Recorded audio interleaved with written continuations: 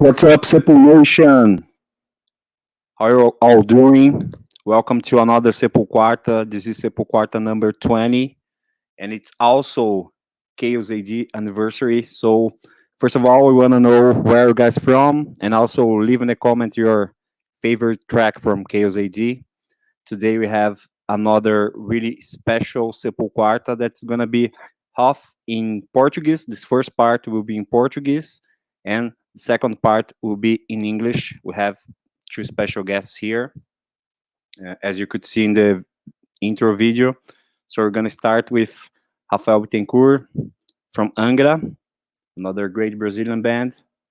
And after, we're gonna invite Mark Jansen from Epica to chat with us. So you can send your questions in the comments. And also, if you wanna have your question highlighted, you can use the super chat. So the first part will be in Portuguese, and then we're gonna do that in English. And now a message for our Brazilian audience and everybody who speaks Portuguese. Boa tarde, Sepul Nation. Bem-vindos a mais uma SepulQuarta. Hoje é a SepulQuarta de número 20. E também é aniversário do disco Chaos AD. Então, para começar, deixem aí o like, o like nesse vídeo. E deixem aí nos comentários qual que é a sua faixa favorita do Chaos AD e da onde vocês estão falando. Hoje é uma SepulQuarta muito especial, como vocês puderam acompanhar no vídeo de introdução. E vai ser metade em português. A gente vai começar em português e a segunda parte vai ser em inglês, começando com o Rafael Bittencourt do Angra, outra grande banda brasileira, e depois o Mark Jansen do Epica. E aí essa segunda parte, o Rafael vai continuar e a gente vai fazer em inglês.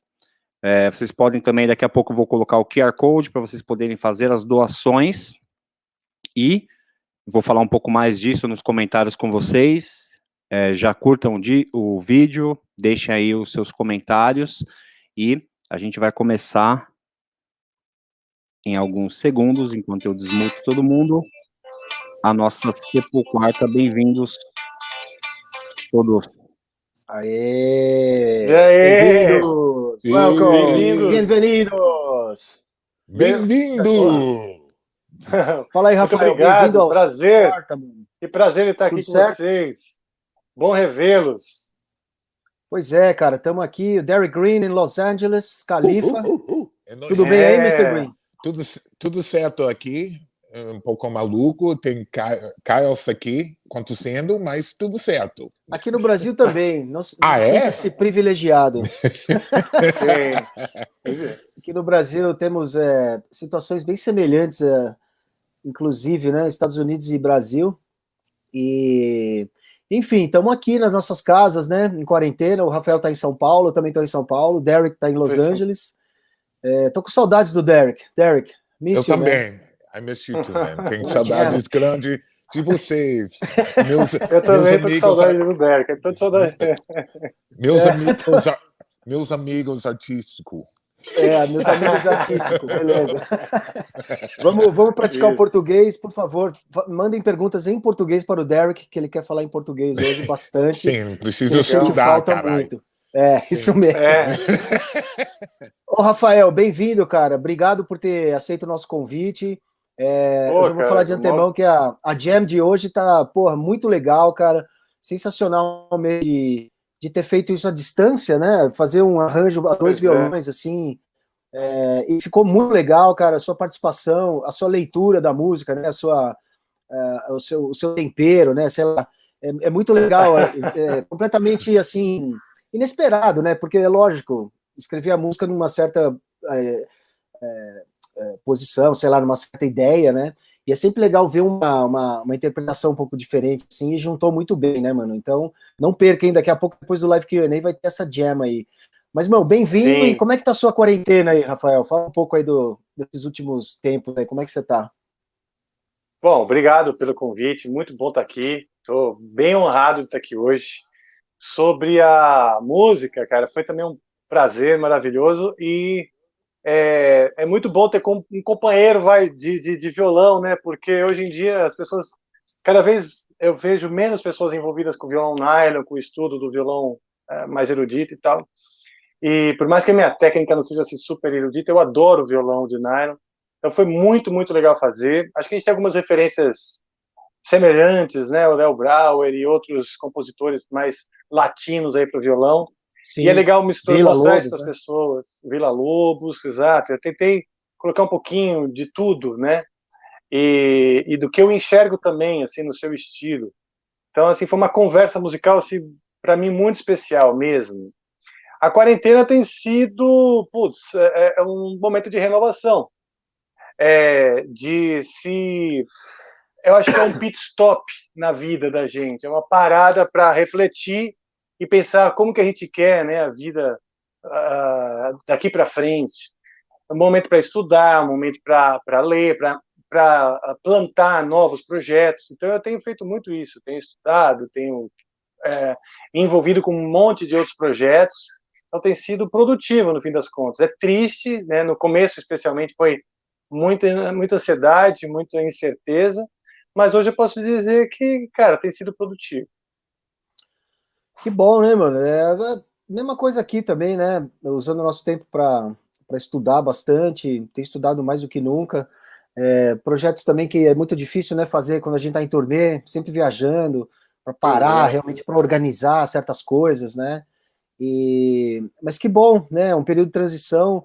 O Angra já recebeu alguma proposta, alguma oferta de fazer algum show nesses esquemas novos de drive-in ou algum esquema meio diferente? Vocês já estão lidando com isso? Como é que tá? E o que você acha disso, né, também? Cara, eu acho que a gente vai com certeza testar novos caminhos, porque o entretenimento, o show não pode parar, né? Show must go on. Show must go on. As pessoas precisam de entretenimento, né? E não é só porque elas precisam se distrair. É porque o artista mostra sempre um lado diferente da realidade, uma perspectiva diferente da realidade que ajuda, né? Contribui para a vida delas. É muito importante isso na vida delas. E então, assim, com certeza o artista vai se encaixar nesse novo momento. Sim, nós já recebemos mais de uma proposta até de show em drive-in. Já recebemos fazer lives pagas também, né? Porque eu acho que uma das coisas que os artistas vão começar a fazer serão shows, né, em estúdios, cobrando ingresso para assistir. Só que, por enquanto, como isso tudo muito novo, as pessoas estão fazendo essas lives mais gratuitas e tal, ainda parece que pode até pegar mal cobrar por isso, mas eu acho que num futuro não muito distante, os artistas vão começar a fazer show indoors e vender esse show para as pessoas. Agora, a gente está aqui vendo, porque algumas pessoas que já fizeram show em drive-in tomaram pau, porque a estrutura é muito cara, né? E você acaba tocando para muito menos pagantes, o ingresso também é muito caro. Então, eu acho que não sei, é muito legal a ideia, né? Especialmente as pessoas começarem a terem mais vivências outdoor, né? E céu aberto, que é uma coisa que as pessoas estavam perdendo também, né? Elas estavam se aglomerando demais em lugares muito fechados e agora elas vão preferir lugares abertos. Então, eu acho que vai mudar muitas coisas e nós estamos tentando nos adaptar mesmo, olhando em que sentido que vai, né? Aí nos States, Derrick, você já foi a algum evento? Não. Não, ainda não. Tem nada aqui rolando porque muitas pessoas estou com medo e muitas pessoas, mas a lei aqui é muito forte e não pode fazer essas coisas. Mas tem poucos shows lá fora, porque é mais segura, mas o clube, o lugar assim, não vai rolar. O Metallica fez, né, essa semana, Drive-in, um show pré-filmado, né, numa tela de cinema e tudo, especial para esse formato. Eu não sei, a galera curtiu. Não sei. Né? Tá todo mundo meio também, assim, carente, né, meu? Tipo, me mostra qualquer coisa que eu tô querendo, porque a gente tá parado há 6 meses, meu. Nossa, quase 6 meses, é impressionante. 6 meses. Quem esperaria isso? Né? Shot de cachaça pro Cunegundes. O Cunegundes, o que é? É o Mike Patton que tá aí, mano? Quem é? Não, o Cunegundes é o Paulo. Sabe que o Cunegundes era a possibilidade de um nome, que quando o Paulo tava para nascer, o pai dele queria chamar ele de Cunegundes, mano. Aí mesmo? a mãe. Mesmo. Aí a mãe dele não deixou. Aí meu Deus, Pedro Júnior, senão nem no Sepultura ele ia ser aceito. O Paulo já entrou na banda porque tem um baixo novo, né? Imagina, mano. Com baixo novo, até com o Negundes ia. E com um nome estranho, Miranda. Pergunta pro Rafa, o que você acha da temática utilizada pelo Epica nas músicas? Legal, daqui a pouco o Marco vai se juntar a gente aí para trocar uma ideia, que é um dos compositores também do Epica, né? Fala aí, Rafael. Sim. Eu conheço pouco, tá? Eu não quero falar besteira aqui, acabar ou eventualmente ofendendo até o compositor, né? Que daqui a pouco tá aí para se defender. Então, mas assim, eu respeito muito. Eu já assisti alguns vídeos onde eles tocam com orquestra. Tem a Simone Simons, que é uma grande cantora, e ela participou já de um disco nosso, que é o Secret Garden. Nós gravamos uma música junto com a Simone. E assim, mas eu não tô tão aprofundo, não conheço tão bem a temática deles para poder dar uma opinião aqui, tá? Vou ser sincero aí nessa. Legal. O Epica é de um estilo também que não é muito popular para mim, assim, né? Essa coisa sinfônica. Eu gosto muito de música clássica, obviamente. Eu né? também. O Sepultura usa muito esses elementos sinfônicos, tudo, mas sempre de uma maneira um pouco diferente, né? Principalmente a parte vocal, né, Derrick?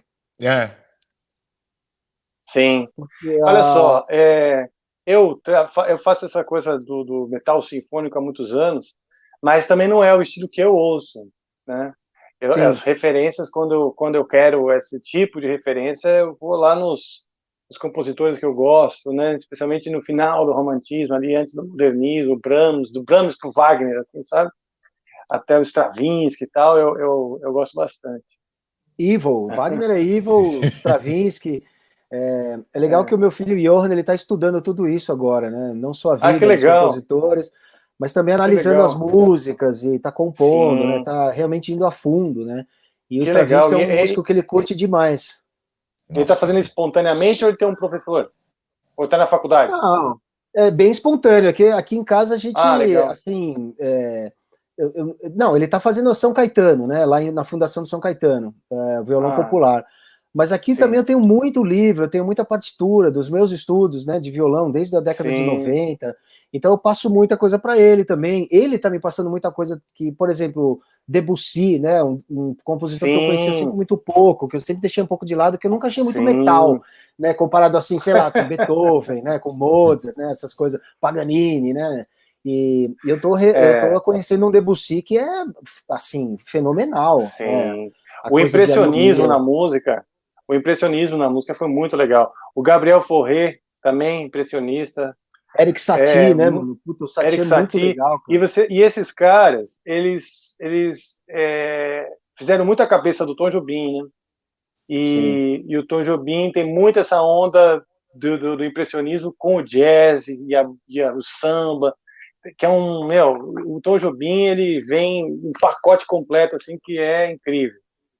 Pô, não sei se você sabe, o Derrick também, né, a base musical dele, ele tocava um pouco de trompete, né, Derrick? Trumpet. Quando eu começar escutando música de jazz, para mim foi muito forte. Chet Baker, Dizzy Gillespie, John Coltrane.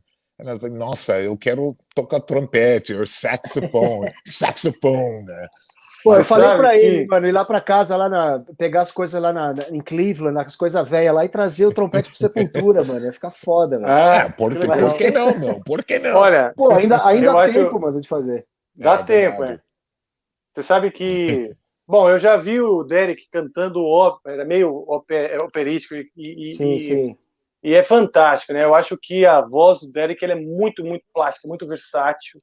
Com certeza. Muito especial. Obrigado. E os músicos americanos, eles têm sempre esse background, né? Assim, na maioria das vezes, esse background de ter estudado música na infância, porque a educação musical é muito forte nas escolas, né, Derrick? Nas escolas, na verdade, a escola é a igreja. A igreja também. Nossa, a igreja, quando tem banda na igreja, sempre tem banda foda. Pô, grandes músicos e cantoras saíram da igreja, né, dos Estados Unidos. É verdade. Whitney Houston, vários. O blues, né, também. Otis Eu acho Redding. que tem que mostrar esse background. Eu vi que no último disco o Derek já se arrisca algumas coisas mais melódicas ali, né? Não, a coisa da verdade, cara, o Derrick, quando entrou na banda, se você escuta desde o Against, ele já tem isso. Na verdade, foi um elemento que a gente até colocou na balança assim como positivo para escolher ele, né? Para ver tem um futuro bom. diferente para a banda, né? Sim. Porque se a gente ficasse ali, vamos procurar um cara que é sempre igual o Max, assim, né? Que tá sempre cantando daquele jeito e tudo. Não tô fazendo nenhuma crítica, cada um tem seu estilo, né? Mas a gente tava ali com uma oportunidade de fazer algo novo e não ficar copiando o que a gente já tinha fazendo, né? Então o Derrick realmente veio com toda a liberdade possível, né? E tem músicas como a Common Bonds, né? Tem várias. One Man Army, né? Daquelas músicas mais antigas, assim, né? Que a gente trabalhou isso. Mas realmente o Derrick eu acho que tá num nível. Eu acho que todos nós aqui do Sepultura chegamos assim, num nível muito, muito forte, assim, sabe? Não só de banda, né? De comunicação entre a gente como músico e tudo, mas também Pô, a entrada do Eloy deu uma sacudida, né? Na gente. Sacudiu os velhos, mano. O Eloy chegou, e aí, galera, vamos aí? Eu sei como é que Vocês também tem uns moleques aí, o Bruno, né? Tipo. Sim, o Bruno deu uma sacudida também, né? Tem a idade da própria banda, né? Pois é, eu acho Eloy que também. O Eloy eu acho que deve ser mais jovem que a própria banda.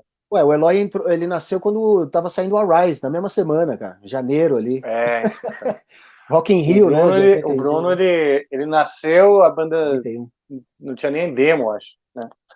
Então, realmente, né? Você tem que investir em pique. Total.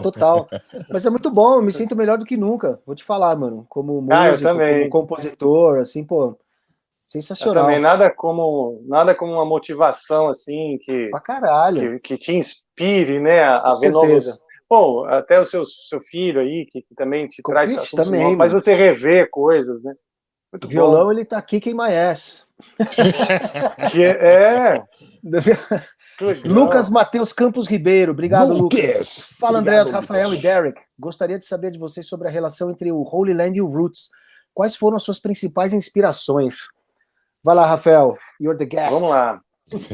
Essa pergunta é muito boa. Essa pergunta é muito boa porque, por coincidência, os dois álbuns saíram no mesmo ano, praticamente. Acho que foi no mesmo ano. E foi uma coincidência mesmo, porque a gente não sabia o que o Sepultura estava fazendo e o Sepultura acho que não sabia o que a gente estava fazendo.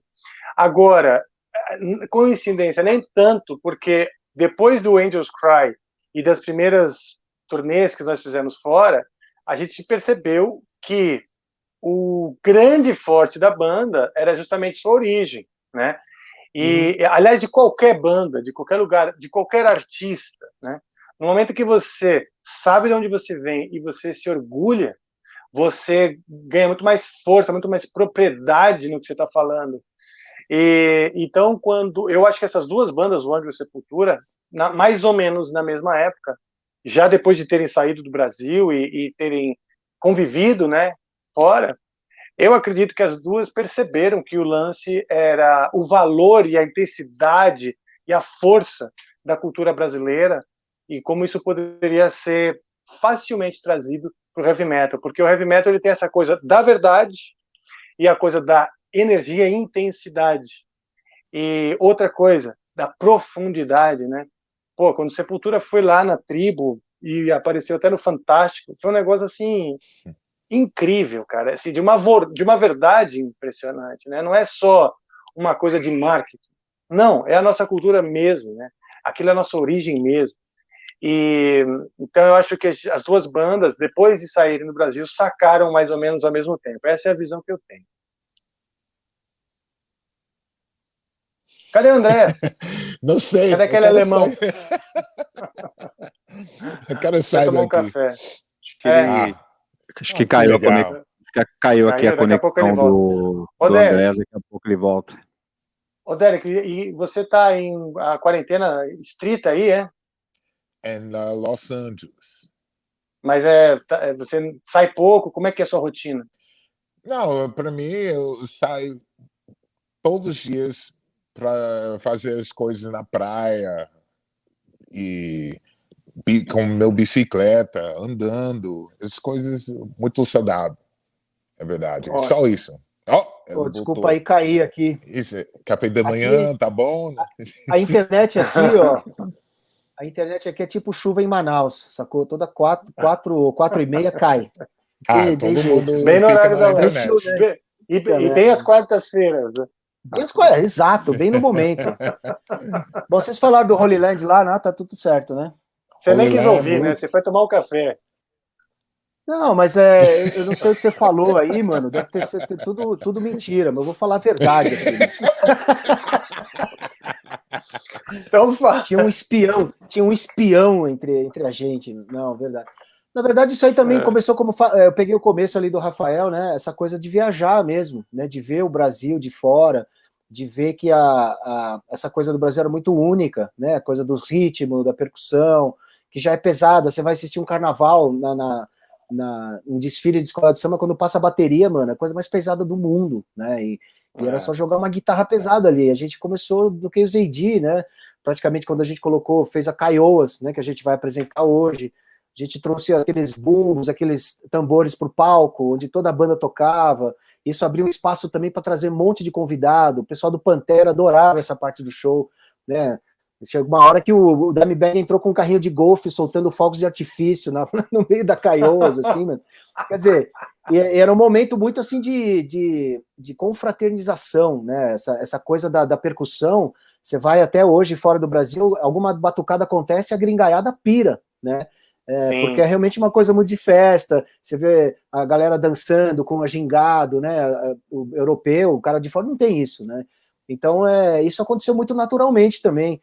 E eu acho que a gente foi influenciado muito também, Sepultura e Angra, por bandas como Chico Science, Raimundos, né? Que estavam trazendo essa coisa pro rock nacional também, né? A coisa da coisa do Nordeste, né? O Raimundos trazendo aquela temática e aquela coisa de trazer o birimbau, né? Fazer uma coisa meio...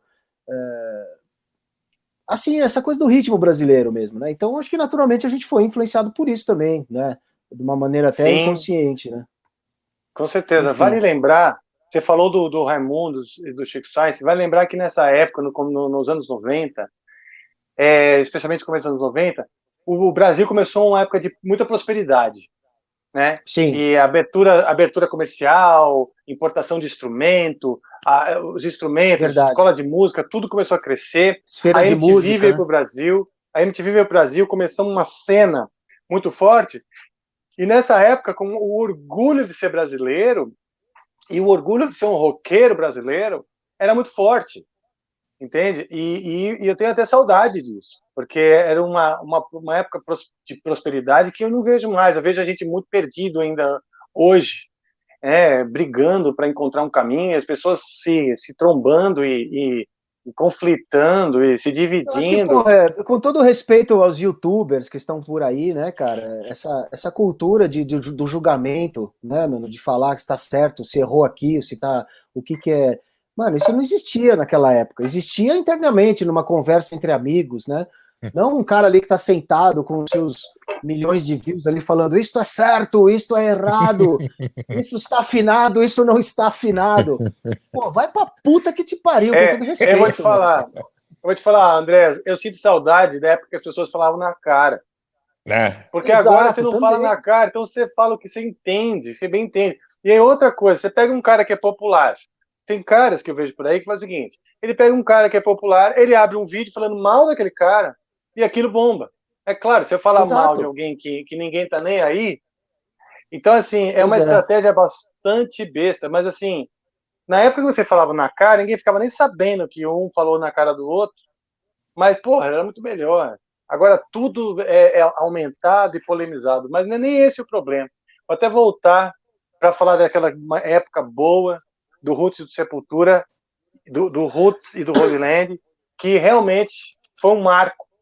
E eles mostram também uma expressão da cultura brasileira e do que o Brasil era naquela época. Era um país muito próspero, muito cheio de possibilidades. Sem dúvidas. E inspirador, né? Com uma galera que inspirava, ao invés de você te sentir asco, né? Enfim. Felipe Haider. Ô, Felipe, tudo bem?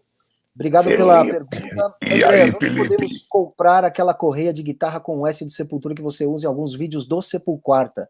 Mande um salve para J Fora, MG. Valeu, Juiz de Fora. Grande abraço aí para a galera carioca de J Fora. Seguinte, essa correia ela não foi feita para vender, né? Eu fiz algumas realmente só para turnê. Foi feita na época do Machine Messiah. Mas é um produto aí que tem algumas possibilidades de a gente fazer mais para o futuro. Mas também é uma coisa só que é o guitarrista que usa, né? Não é nenhuma coisa muito assim de item de colecionador, sei lá. Eu não colecionaria correias. Não sei, mano. Mas, eu acho que vai ter bastante bonito, é um trabalho bonito. Sem dúvida, é um trabalho bonito, assim, que foi muito bem feito. O pessoal lá na Espanha que fez, né? E a galera foi. E aí, Bruno, que tal? Que tal, amigo? Muito bem. Vou colocar aqui até uma mensagem que tem tudo a ver, nossa querida Ana, saudade de você, chefe Derrick, porque a gente vai falar agora da Sepul Store. Então, é tempo aí de vocês tomarem uma água, vocês três aí, e a gente vai falar agora aqui da Sepul Store. Ops. E na sequência eu vou colocar aqui no nosso bate-papo também o Mark Jansen. Então, se vocês tiverem perguntas, né, para o nosso convidado, por favor, deixem aqui nos comentários que a gente vai encaminhar aqui para ele. E essa segunda parte do Q&A vai ser em inglês, como a gente anunciou. Então, vocês podem acessar o sepultura.com.br/SepulQuarta, que nessa página tem todos os links, né, para que vocês possam ver os itens de merchandising da banda no Brasil, e para quem está fora do Brasil também, tem essa opção de ver todos os nossos itens. Tem a linha clássica de moletom do Sepultura, chegou na Sepul Store aqui do Brasil, então só acessar sepultura.com.br/SepulQuarta. Infelizmente, hoje a gente está com um probleminha aqui na transmissão da página da SepulQuarta, então vou pedir para que vocês acessem o link, tá? sepultura.com.br/SepulQuarta, e vocês vão ter ali todos os links para todas as lojas do Sepultura, para todos os vídeos da SepulQuarta, inclusive o vídeo que a gente vai ter na sequência, que é a jam que o Andreas e o Rafael fizeram, jam acústica inédita na SepulQuarta. Então, só reforçando aqui, sepultura.com.br/SepulQuarta, vocês têm todos os links. A gente está com um probleminha aqui para transmitir a página, mas fica aí o recado. Vamos voltar aqui com os nossos convidados, e agora com mais uma pessoa se juntando aqui ao bate-papo.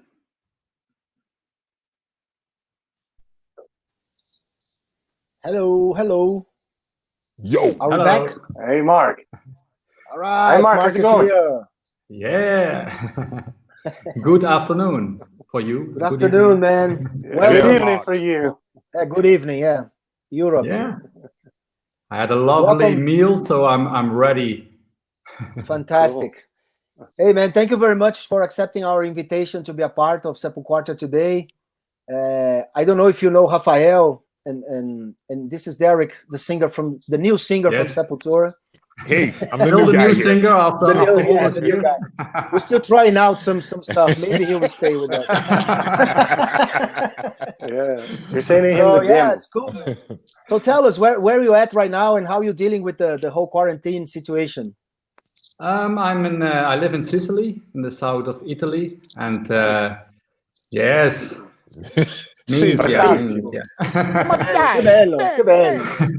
Bene, tutto bene.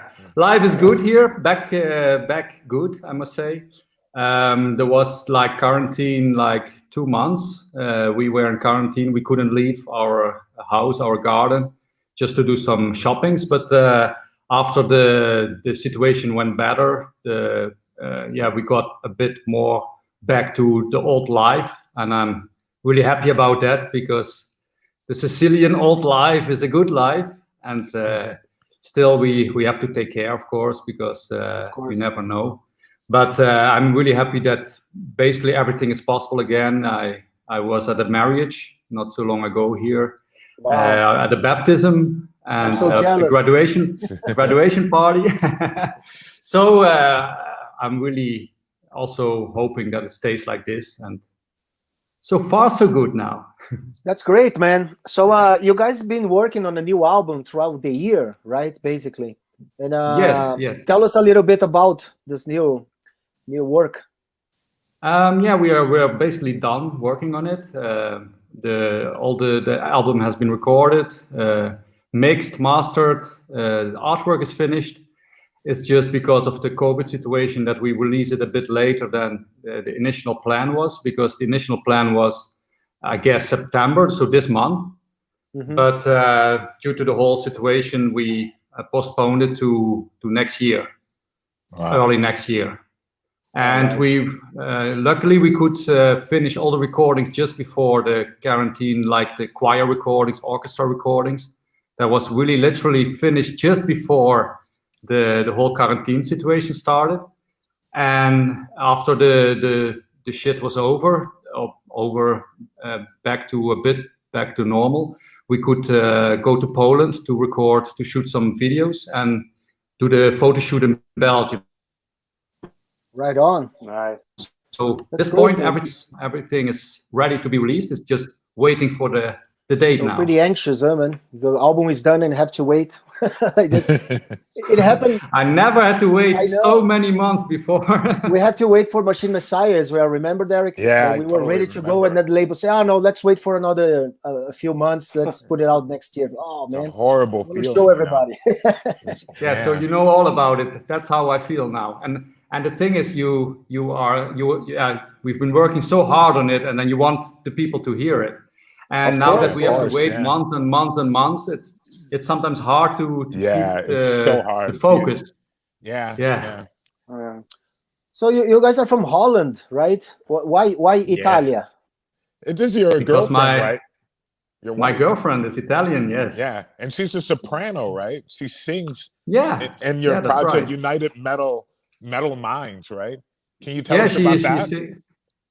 I have a project, United Metal Minds, that I started with corporations all over the world with several musicians, mainly talent that is unknown, because I was curious to see whoever is around there and nobody has heard of them. Right. And with this project, I got in touch with some really great people, and for example, a guy from France, his name is Jerome.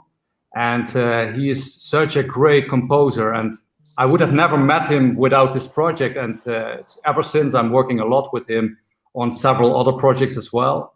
And with my girlfriend, I have the band Mayan, that is another band. Yeah. And in that band, we are together, and we tour also with that band. At this point, obviously, there's no touring going on, but we have 3 albums with that band, and they always say, don't put your relationship together with the work. Yeah, I was going to ask you about that. That was one of the personal questions. I was going to ask. That never happened in Sepultura, right? No, not that I know of. I don't know about that, but that's very dangerous now. It is dangerous stuff, and I know all it's about suicidal. Yeah. Because also in Epica, as you probably know, she's my ex-girlfriend, Simone. Yeah. So I know all about it. That question, I mean, if it's difficult, to get off the road and then come home and be together. I mean, it's it sounds great, in theory. But I mean, in theory, it sounds great, but in reality, let's be honest, it sucks. You started After Forever as well, right? That's That was the band that was before Epica. And that was I think we started like in 1995, and by that time we were not called After Forever yet, but we were already quite having a lot of motivation to make something of the band. And I remember that we were looking actually for a male singer, but we kept the option open if there would be a great female singer, that would be okay too. But initially we were looking for a male singer, and I remember that Floor did an audition and we were blown away. Floor Jansen is now in Nightwish. And you guys were blown away. So you're not related. No, we're not related. But I was about to ask that. The same nickname. Well, yeah, there's not so many people in the Netherlands with Jansen with one S, and we both have conscious of we say that one S, but we are not related. Okay. And what's up with After Forever nowadays? Is it still going? It's defunct, right? It's not happening. No, it's I left the band in 2002, and after that they still made like 3 albums and an EP, but then they had some difficulties. Because also there was a relationship in the band, and great, and that didn't go so well in the end. But I always was really, I've always been proud of After Forever. I always wanted them to continue. So when they called it a day, then I was really sad about it, because it was also my baby. I founded it together with Sander. They decided to quit. It was a bit painful, but it's a good memory still. Yeah, it was a great band.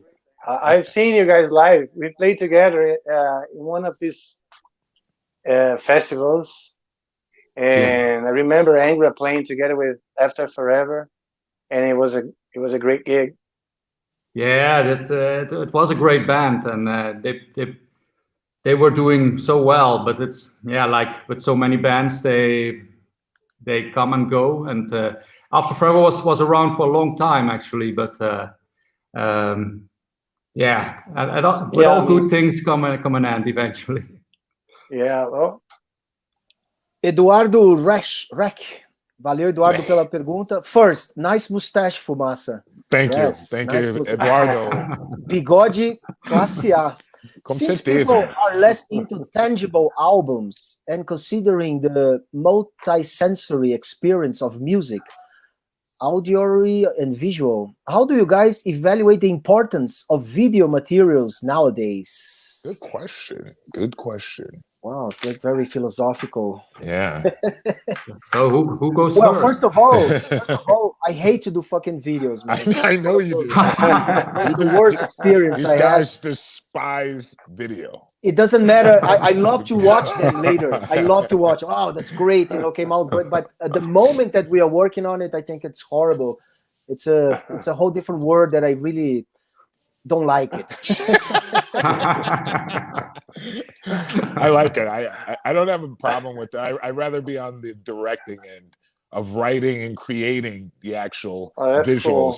I don't really enjoy being in it as well, but I'm pretty patient when it comes to it. I know it takes a lot of time, but yeah. What about you guys?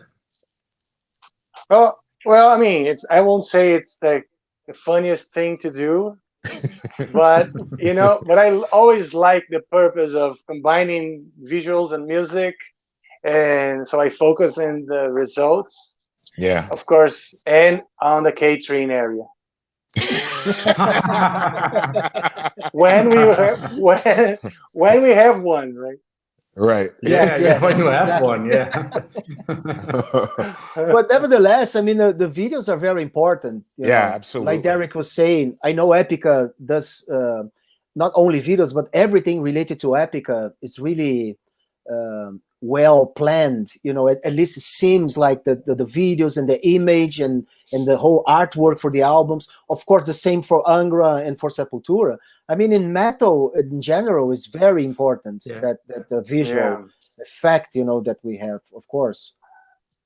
Yeah, and I personally also don't really. Oh, sorry. I personally also don't enjoy videos to be in the video, because like you say, it's mainly waiting, and then when they come to say 15 minutes, you should be ready.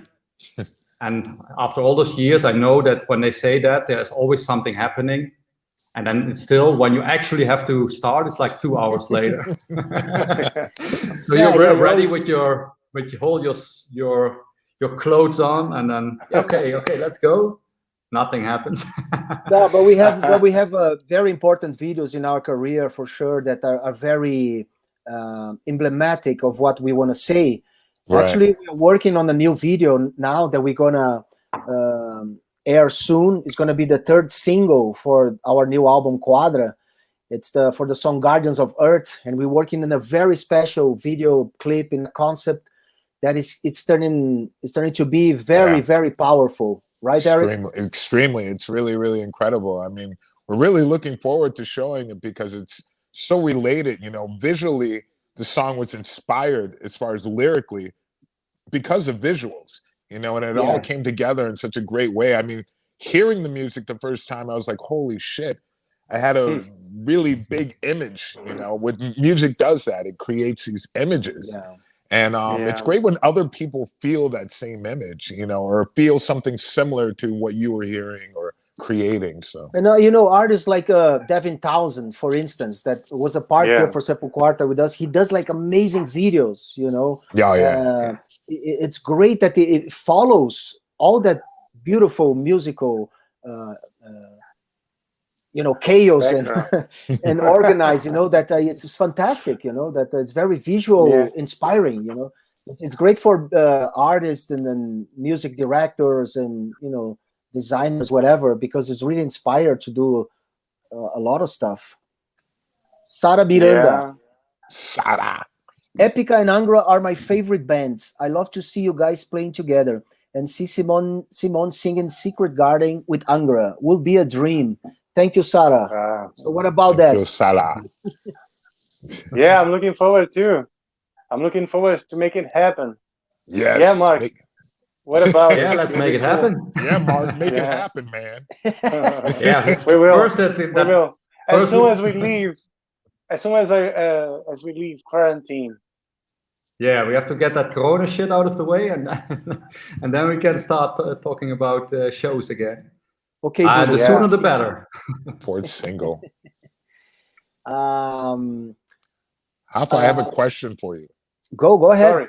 I mean, you guys, how you manage to keep Angra together with so many different members, and I was looking over the history of how many members have been in and everything, and how do you keep the formation going after so many years, having so many different people that have been involved? I mean, I know it's not easy. Yeah, nowadays, we were talking about it when we were speaking with Mark about his different bands and stuff. I think that the most difficult thing for a band is to thrive is the human side, you know, is to harmonize the relations of everyone. What I think would stick people together is the original concept. So the band has got to have an original idea, and everyone should orbit around it, not the other way around. Like it's not like around these people. All these people, they're around one original idea, and if you have a strong concept, then people like the fans, they will understand when you have to like replace anyone, because they're not only expecting the artists, but they're expecting one as I said, a concept or an idea that is bigger than all the artists around it. I think I mean the original basis should be solid, you know. When things are too much around the idols, right? It's very hard to recompose it. But when you know, and it's also about the people, the characters, but the story behind should be strong, and that's what I believe nowadays. Oh, amazing, man. Incredible. I got to give it to you, man. That's really admirable. I mean, this our very last record was the first without Kiko, right? And Kiko is a very important. I mean, people still relate Kiko to Angra and the other way around. Right. So it's always hard. I mean, when you have someone that it's so important to the image of the band, it's always very hard to replace that person. But with that very album, I mean, we've done one of our longest tours. It was like 115 concerts around the world. It was 31 gigs in America. Many things that we never had before. You know, right. We've been to countries, we've been to places that we've never been before. So I believe that, I mean, you got to stick to the original idea and make it more to the people than the people behind it, you know. Right. Excellent. Awesome. And the show must go on. God damn it. The show must go on. Confraria Floyd Stock. Valeu, Confraria. Obrigado pela pergunta. Mark, you like me, also have a degree in psychology. How does this formation inspire you in the lyrics of Epica? Good question. Yeah. Good question. Good question. And the thing is, there's obviously sometimes some psychology also in the lyrics, but I started studying it because I always liked it already since I was a kid. So I was reading already psychology books since I was a kid. That's why I studied it. And when I write, I have also topics related to psychology. So it's not because I studied it, but because I'm interested in it in general. That's great, man. That's awesome. In short. People are crazy. That's for sure. No, but that's very interesting. That's very it really is interesting. I love that kind of stuff because I mean, I like people. You know, there are people that doesn't like people. And regardless of what we're going through today, I still feel very optimistic about people in general. You know, because you see so many stupid things going on nowadays, and ignorance and, you know, phobias and all that stupidity. But at the same time, you see on the other side amazing stuff that human beings are capable of doing it, you know. So it's something very interesting because we have the privilege as musicians to travel the world and see and meet so many people. I mean, I can say I have friends all over the planet, you know, that people that we know for so many years, that how is Japan? How is Sweden? How is the States? You know, we don't go through the news. You know, we go with the straight information from the streets. You know, that's so true. It's a very unique type of information, and it's a privilege, you know, that we have. And that's also how I found out. Yeah, that's also how I found out by traveling that when you really are there, you see how the situation really is. Yeah. And in the news, you get sometimes a completely opposite view on the reality. Absolutely. Exactly. Yeah. So it's pretty cool that we deal with that in music as well, you know. Yes, but we are privileged that we have been traveling the whole world and that we know how things are. And indeed, like you say, now there's so much phobia going on and people getting a little bit sometimes out of their minds. But it's very important to stay close to yourself and go with what your heart tells you, because your heart is never fooling you. So whatever you see in the news, whatever pisses you off or makes you fearful, if it doesn't go with you, just don't believe it. Yeah. Perfect. You said about it's a tough moment, but I agree with Andreas that said we're privileged to be witnessing this moment, to be alive at this very moment, because we are also responsible for the future. We're responsible. Whoever is alive is responsible for the change, for to make it different. So our input as artists is always important to people. I really believe that. Mark, you said about courage, and you said about heart, like do things from the heart, right? Yeah. The word courage, sorry, the opposite. The word courage comes from core, heart, right? Yeah. And so doing from the heart takes courage, and being courageous, being brave means doing from your heart. So I think we should stick to it. I mean, yes, I completely agree. And sometimes it can be hard, like you said. It needs courage to go with your heart, even like when there's a common narrative going around, and you feel like it's not what I feel, right? And then to keep telling what you really feel there's courage needed for that, and not everybody's going to love you if you have an opposite opinion sometimes. But I always believe that no matter what, go with what you really truly feel inside, because eventually that is the best way. Fantastic. Yeah. Here's Sarah. Hello, Sarah. Sarah again. Sarah again. Mark, what will be the main theme on Epica 8? Quantum physics, sacred geometry? Whoa! All right. Yeah, we had, for example, Kingdom of Heaven on the Design Universe album was dealing mainly about quantum physics. And on the new album, there's a new Kingdom of Heaven Part 3, which is also a link to quantum physics, but even more to sacred geometry. And I'm really diving in these topics a lot lately. I'm reading books about it. It's so fascinating.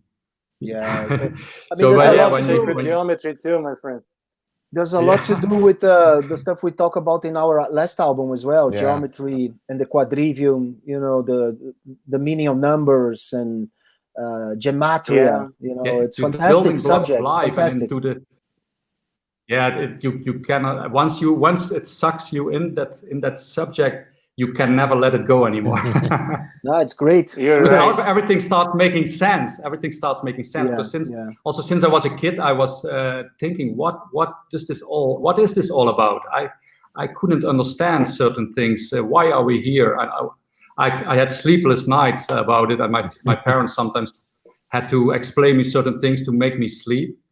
But they also didn't have the answers on everything. And I kept looking since I was a kid, reading, studying, watching documentaries. And since I found sacred geometry, finally things start making sense.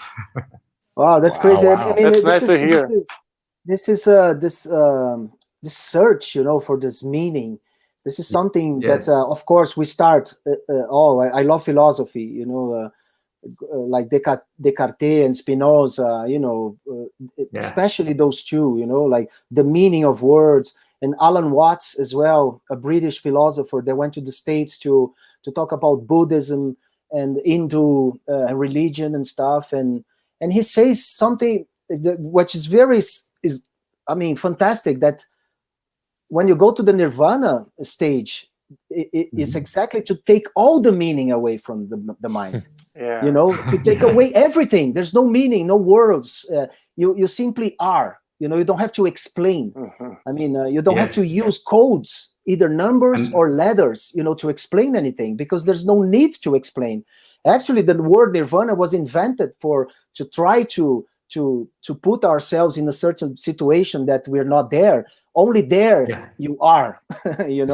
So, there are no words. This is very, at least for me, this is very comforting, because I don't need to understand anything, because that's not the way it's supposed to be. I mean, you either are or you're not, in the sense of, energy and the whole universe and that type of stuff, And as soon you put like a definition on something, you kill the reality of that thing, because you need at least two people to agree that thing it reminds, or it has some meaning, and then you're always going to depend on point of views, not on reality.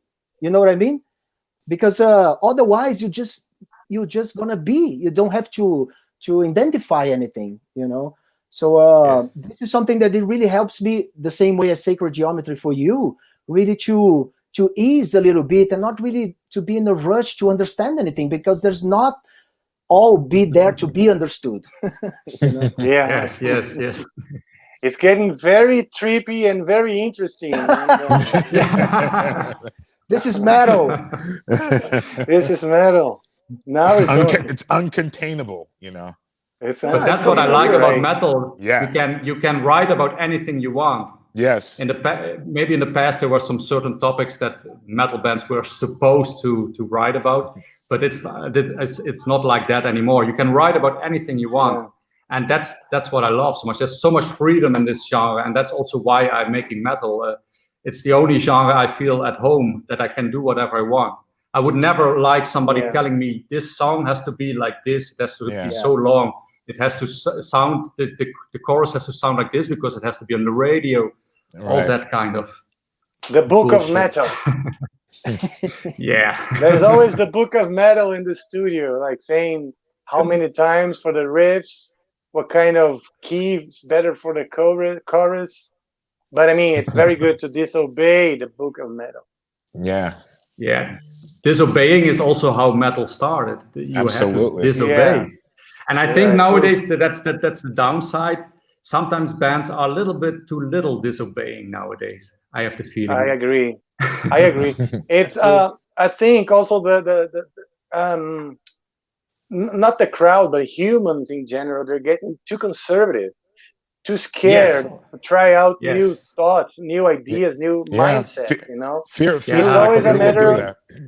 It's always a matter of having a flexible mindset. You know, like not stuck up with old values and paradigms and whatever. I always try here. I always try here in my family. I have 3 kids. My daughter, it's 25 years old. Johan is 22, and Enzo is 15. So I have 3 kids, and that's it. I always inspire them really to try things. You know, my daughter went to the university to study odontology, to be a dentist and stuff. The first year of work, she hated. I mean, this is not for me. And then she went to a whole different world. And, you know, it's not a problem, you know, to really to try out and really make sure that you're going to follow steps that you're going to be able to enjoy life instead of just paying bills, you know? Yeah. Evolution of yourself is so important. I think in this lockdown, a lot of people are in fear of being confronted with themselves, being contained. You know, it's hard for certain people to deal with day-to-day in front of themselves, but it's great because, you know, if you can come on top of all this pandemic, everything that's happening, come out on top, you really learn so much about yourself, you know, like from the very beginning. Absolutely. From the very beginning, I was just like, you know what? I really don't want to come out of this feeling drained or beaten or defeated. You know, I really want to come out learning something new about myself, something that I never knew, and really coming out on top, ready to take on any more challenges. You know, it's really important. Definitely. Definitely. Positive vibrations. Absolutely. Always. Always. Being Marcus inspiring Feminella. Derrick, how is Highway the Health going? Are you shooting during the pandemics? Are there other vegans in Sepultura as well as in Epica and Angra? Thank you for the question. Great question, Marcus. I don't know. Are there any plant-based vegans in your bands? Epica? No. Yes, there are in Epica. It's Simone is vegetarian, and Isaac vegan at least for a while, and then he quit, but then he started again. So I don't know exactly the current situation. I think it's hard when you have to. When people are like labeling a lot of times. I don't like the term like vegan so much. I just like to explain, how I eat and things like that. When you're like, I like people to also have, I think it's great when people are able to have that open-mindedness where they're like, hey, one day I'm not going to eat meat. The other day I'm going to, like that switch is really great when you have the certain balance to your own life and you're not, putting yourself in a box, because I know realistically, not everybody's going to stop eating meat. That's not like my whole plan of like, the show that I'm doing, Highway to Health, but it's great when I hear people like, hey, you know what, today I didn't eat meat, I wanted to try something different, and I think that's really something that never happened before in the past, and it has to start there. I think it's really cool to hear about people starting a different different look of how they're eating, how they're treating themselves, and seeing what's out there. It's really nice to see that. Yeah, personally, I do sometimes vegetarian days, and I actually like the vegetarian burgers more than the actual meat burgers. So that's it. In the past, they were really, in the past they were really bad. I must say, I tried already many years ago because I'm trying it already for a long time. But the burgers nowadays, the vegetarian burgers are really good. Oh yeah, and that makes it a lot easier. Oh yeah, I mean, I know with everybody in Sepultura, they're always willing to try new food, which has always been great. So it's never been like a problem or anything crazy like that. It's always like open-mindedness and like, let's try this, and it's usually gotten much better. And I don't drink milk. Yeah. I hear Alexandre da Costa Neves, obrigado, Alexandre, pela pergunta. Listen, you talk about these issues. I got an idea to make a song. Thanks for the talk. All right, man. Excellent. Good. I love that. All right. We're motivated. Tag us when you're done. Inspirational. Motivation is the best thing when you start writing, for sure. Oh yeah. Yeah. So, Mark, I talked to this with Rafael before. How you see this new possibilities for live concerts? You guys are going to prepare a new tour next year and stuff. We don't know exactly how it's going to be. And how you see this drive-ins and these other possibilities for concerts? Yeah, it's sometimes one day I think like it's going to take a long time. And the other day I'm more optimistic. There's a difference between what I hope and what I think. So what I think, it's in general that this is not going to be over from one day to the other. But at the other point, we just start playing again. This cannot go on for 5 years at least, if it's up to me. So. I'm personally willing after a certain time that to just start playing again, and hopefully then these venues have good ventilation systems, that it's all, and that they did a lot of tests and that things are pretty okay. Then I'm willing to take myself also some certain amount of risk, because we also step in cars every day, and there's every day a risk as well. That's true. Right. Yeah.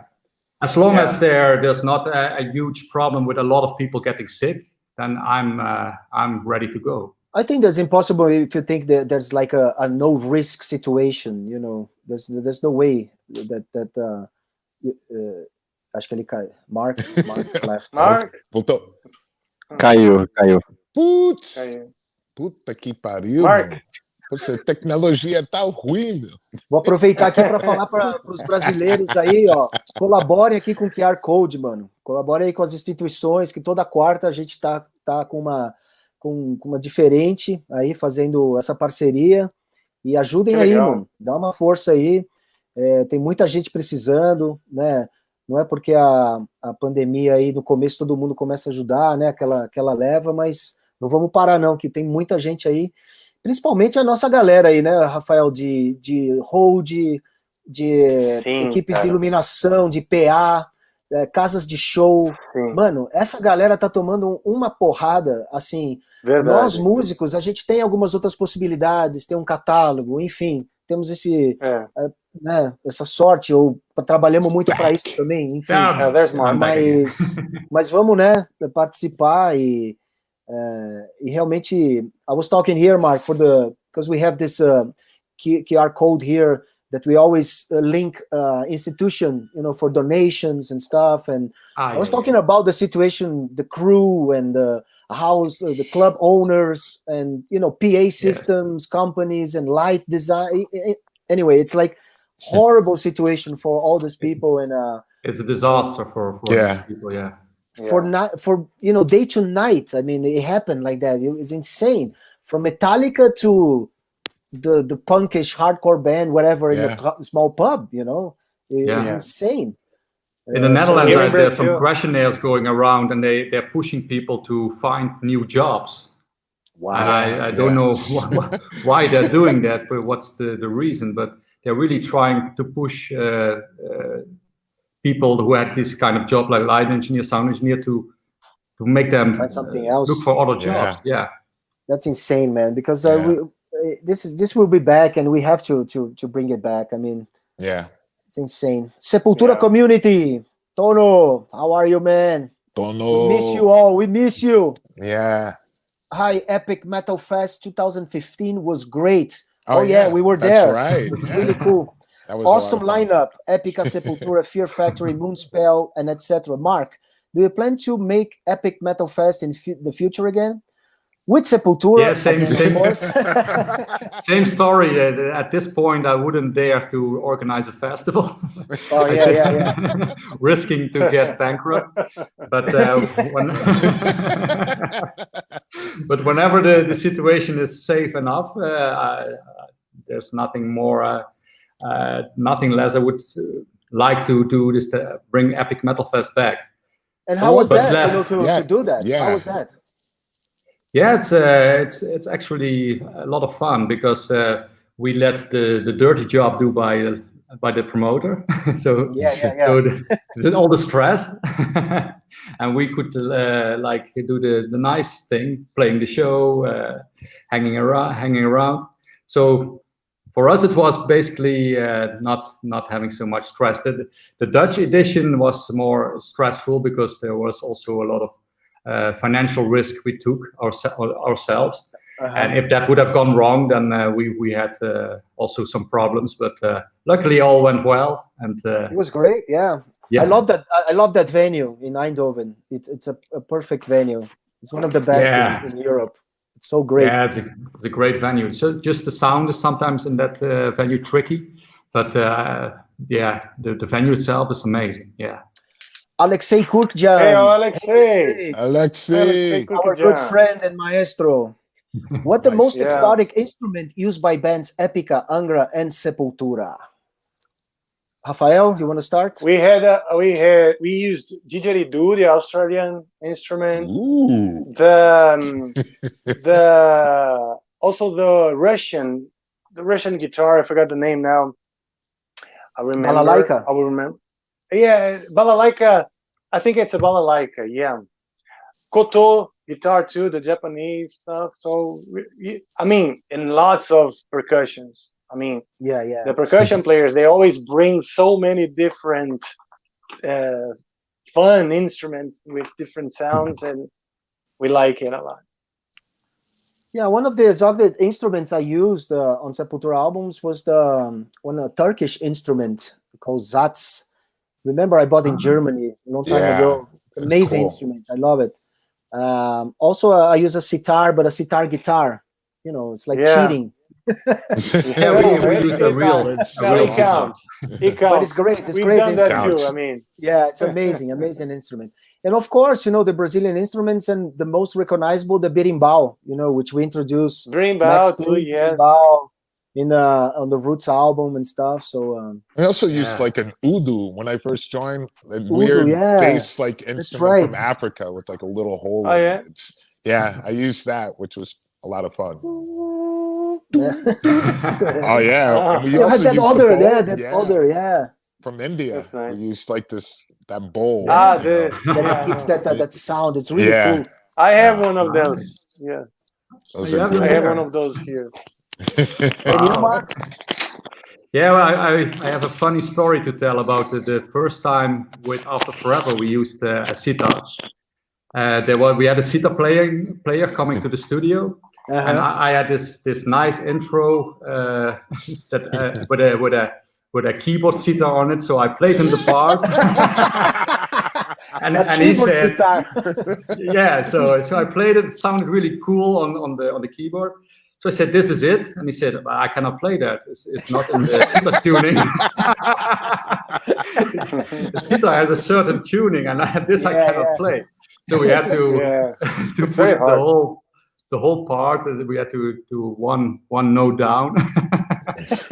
So and then it was fine. And almost nobody knows that story. So originally, the intro of My Pledge of Allegiance Part 1 was. One note higher. All right. But that's kind of cool. The good stuff that we have to deal with it, because I think it's fantastic that we have to face these kind of challenges in the studio to try to find new ways and change arrangements and music tones and stuff like that. That's where you learn to use all this stuff. Exactly. So, Derrick, it disappeared there. Your image. Hold on a second. Derrick's up. Blackout. I can't hear you, but I can't see you. You were the most exotic instrument, Alexei. Paulo Xisto, great Paulo. Yeah, Alexei, without a doubt. We did something really cool with Alexei. I have a Tibetan bell here. There it is. Isso aí. Oh, yeah. Nice. Get my picture back. I love that sound. Tô flutuando aqui. I love it. It's great. I have original different toys here. I'm trying to come back. I can't get my video. I'm here. Come I can on. hear you guys and see it. We hear you too. Now he's gone. No, it's completely gone. So, Mark, what do you know about Brazilian music, if any Brazilian music ever inspired you? Yeah, actually, you guys. Because we're not Brazilian music. We're just heavy metal. Yeah, but that's actually what inspired me. I'm joking. When I was young, and I was listening to first to metal bands like Megadeth, Anthrax. But my brother, he was right away into the heavier stuff. So he came with Chaos ED, and for me in the beginning it was too heavy, but after a while, yeah. Because in the beginning I was, maybe it's funny to hear that, but I was not into grunge. Now I'm doing it myself as well, so something has changed. But I thought, what the fuck is that? By the way, today is Chaos AD anniversary. Grunts were. Oh yeah. What? Today's Chaos AD anniversary. 1994. Yeah, it came out. 1994. Crazy. So the circle is full. Fantastic. Because I thought that was the grunts, they were ruining the music. That's great. And then it was Amorphis album, the Tales from the Thousand Lakes, which got me into the grunts. And then I started listening to Chaos ED as well. And then I started loving it. And then I started doing it myself even. That's right. But that's actually why I understand when the people come to me and they say, I love your music, but you really destroy it. And then I say, I can understand you, but just give it some time. And you, Rafael, did you ever had like any Dutch influence, musical Dutch influence? I think, yeah, I remember a name now. Well, I mean, I can help you. I mean, we have to consider Van Halen. We have to consider Van Halen a Dutch band, man. There you go. Like there you Alex go. and Edward Van Halen, they were born in Holland. Lars Ulrich is from... No, Lars Ulrich Danish from Denmark. What about Urban Dance Squad? Urban Dance Squad is great. Urban Dance Squad. Yes. And Focus as well was really cool. Yes. A really progressive hard rock band, you know, it's fantastic. Yeah, they had some really cool songs. Yeah. Well, yeah, but what about Dutch composers? I mean, Dutch classic composers. What's your favorite, Mark? But we don't have any good Dutch classical composers. They all went to Germany. I have some favorite composers, but they're not from the Netherlands. I was struggling here to recall one Dutch name from classical music. That's why I asked. I'm really into Sergei Rachmaninoff, for example. That's one of my favorites. But Rachmaninoff is Russian, isn't he? Yeah, that's why I don't know any Dutch composers. so I have favorite composers, but not from the Netherlands. I'm trying really to remind you to me. I cannot recall artists. I know artists. There are some good Dutch painters, though. Yeah, painters. Of course, yes. Hieronymus Bosch was a big influence. Hieronymus. And some good philosopher as well. It's from Den Haag. And that Rembrandt guy or something. Yes. Rembrandt. Heard about him. And Van Gogh. Something. Van Gogh. Yes, I thought I say it the English way. My only Dutch, the only Dutch I know is kind of unpolite, but I'm gonna say "Godverdomme." That's all I know. Godverdomme, yes, but it's an important one. Yes, Caralho. Which means it comes in handy. God damn it! God damn it! Yeah. Puta que pariu. Puta que pariu. Yes, perfect. That's an important one too here. Tava fanculo. Yes.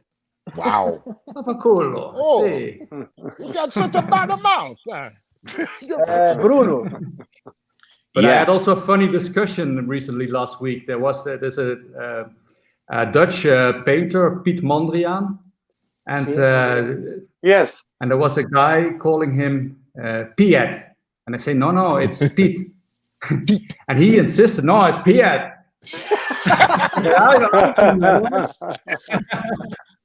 All right. It's like a João. No, it's João. João. No, João. It's Sepultura. No, it's Sepultura, yes. It's Sepultura. I know it's Sepultura, man. Yeah. In Japan, we're Angra. Sepultura is Sepultura. Sepultura. And we are often Epica. Epica. In Brazil, what even is in the it? Netherlands, there's many people who say Epica. Yeah, in Brazil, Epica. Epica. Yeah, but then they're making fun of that because it's Because you know that. You know. Yeah. I'm sure you came to Brazil. Oh, you know your band. I know anyway all the dirty stuff in Portuguese. I even didn't say the most dirty ones yet, so I kept it pretty polite. Thank you. Fala, Bruno. Thank you, Belly. We have like couple minutes to go. Then we have our live performance of Kaiowas. All right. We also have a couple minutes. And Silvio and everybody's just telling that Kaiowas is from 1993. Whoa. 93, yeah. 94 was the tour, yes. Yeah. That's right. But then we still have a couple more minutes to go. Você não tá pelada, não. Silvio is our official fact checker. Mulher passando atrás, você não tá pelada. Oh, so we are finishing here. Mark, it was a pleasure, man. Thank you very much for being a part of this. Thank you, Vel. Danke Vel. And Good Rafael, to be you guys. Thank you. Two great bands. Thank you very much, man. Grazie mille. Thank you, guys. It was Obrigado, very nice Rafael. moment. Thank you, guys.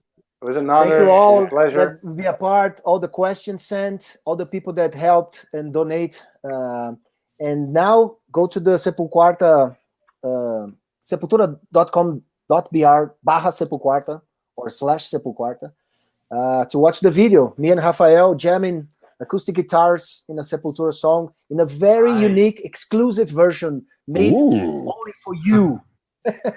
I'm excited to see this, man. Yeah. Right. We gave a Wednesday off to Derrick and Eloy. Thank you. Yes. So your neighbors cannot complain that you're screaming. I know, man. I know. And today they're completely quiet. Yes, I know, of course. All right, people. Thank you very much. All around the world. Obrigado. Thank you. Valeu, obrigado.